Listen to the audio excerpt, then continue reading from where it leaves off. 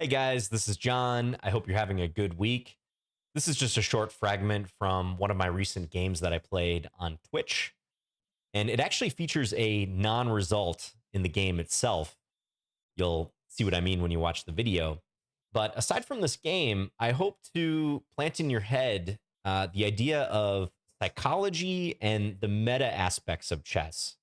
So, decision making that is a little bit beyond the moves themselves in a chess game. Okay. And if you don't know what I mean right now, and even after you watch the video, it's not so clear, don't worry. Just post in the comments and we'll talk about it. All right. I'll say no more. Enjoy, guys. Yeah. So playing g6 to restrict this knight, often a useful thing. And now here, I'm up a pawn. White has some short term activity. This move flashed across my brain, but I probably shouldn't allow queen f6. So what's my game plan here? I'm looking to exchange pieces if I can, like bishop f8 definitely comes to mind. Knight d4 maybe. Knight d4, probably queen f4 will be played. If I get a queen trade in, that would be phenomenal. Probably bishop f8 is a good move here. I like that this offers two different trades. And even though it opens up this, white can't play that with their bishop under attack. Yeah, takes. Take with the king or the rook. Probably both are fine. I'm going to take with the king. I don't see any way white can really exploit these squares. Queen f6, I'll just play king back to g8. Oh, hold up. Hold up, hold up. Did I allow a sneaky resource for a draw? Knight h5.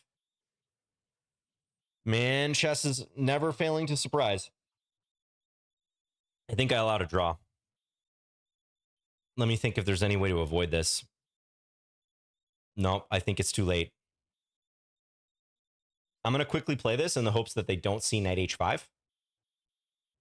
I probably should have played it right away. Yep. Okay, they missed it. Knight h5 was a draw because queen g7 mate was a threat. I would have had to take the knight, and then queen g5, queen f6, or queen h6, depending upon where my king goes. I'll show that after the game. Okay, but now we have an out. Now we've got a second lease on keeping this game alive for the win. So always good to take a little extra time after you realized you made a mistake, especially when your opponent didn't punish you. So again, I'd like to eject this queen. So rook e6 is a candidate move.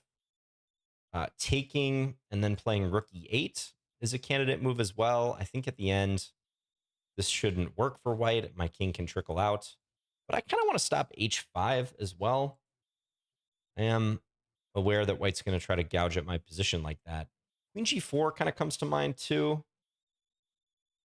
I'm not sure how thrilled I am about that, though. It doesn't really seem to help the whole queen situation. So I'm kind of leaning towards rook e6 here on the balance.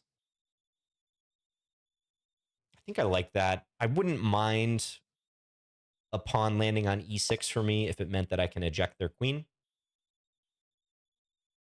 Huh. Actually, interestingly, they can still play knight h5. No, knight h5 doesn't work anymore. Take queen g5 and I can block with the rook. I'm still looking at this, though. How clever would that be, though? To try to get at the queen on d7. Maybe now white will play it. I should have done... Oh, my opponent's maybe disconnected. Ah, well, that's going to be anticlimactic.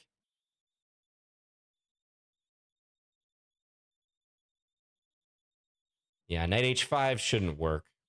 Take. I could claim victory. I kind of want to see how this goes, though. But if they're truly offline, I'm going to have to claim it.